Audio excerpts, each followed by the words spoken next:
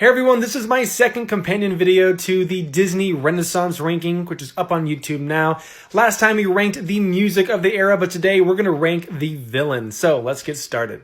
Starting at the bottom, I have Governor Ratcliffe from Pocahontas. Now, he does a well enough job at creating tension between Pocahontas and John Smith. He's got an okay villain song as well, but at the end of the day, for me, he's just kind of forgettable.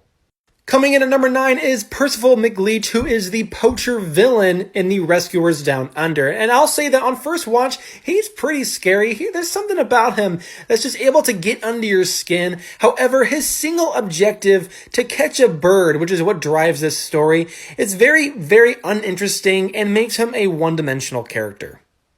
Which brings us to another one-dimensional villain, Shan Yu from Mulan.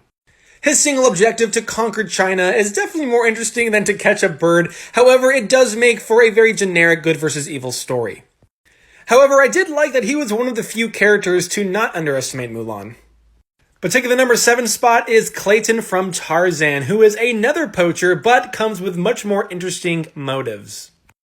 Tarzan the movie is predominantly focused on Tarzan and his relationship with his family and Jane, and so Clayton doesn't have a huge part in the beginning and middle sections of this plot. He is more of a subtle villain who is manipulating us towards the third and final act. And that third act is terrifying and fantastic. The imagery and the psychotic nature of Clayton definitely makes him a worthwhile villain.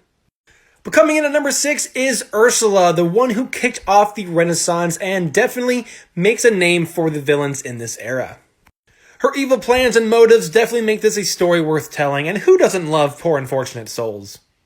But kicking off my top 5 is Aladdin's Jafar. Jafar is intelligent, he is deceiving, he is terrifying, and without him, Aladdin really wouldn't be Aladdin. He's also got the best villain sidekick with Iago. Rest in peace, Gilbert Gottfried. But coming in at number 4 is Hades from Hercules. He may not have the best of villainous plans, but he is so animated and just so fun to watch. James Woods crushed it in this role. But kicking off my top 3 is Gaston from Beauty and the Beast. And simply put, what makes Gaston such a great villain is his deep dive into insanity, all because the one girl he wants is the one girl who wants nothing to do with him. He gets worse while the Beast gets better, and that dichotomy is what makes Beauty and the Beast such a good film, and you simply couldn't have that without Gaston. But taking my runner-up spot is Frollo from The Hunchback of Notre Dame. I was terrified of Frollo while watching. He's a master of manipulation, and he is genuinely psychotic. And his horrendous acts are largely what makes this one of the darkest films within Disney. But taking my number 1 is none other than Scar. But what's your ranking?